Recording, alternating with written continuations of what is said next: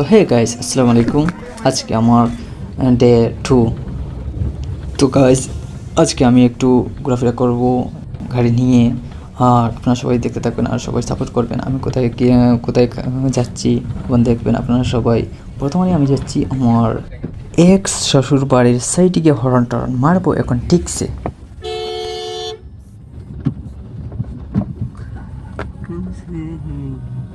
Bye bye.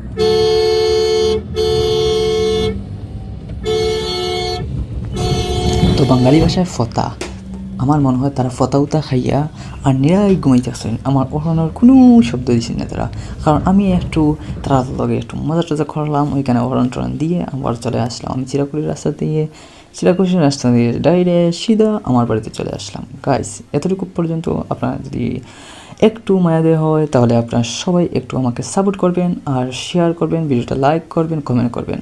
Thank you, আসসালামু আলাইকুম।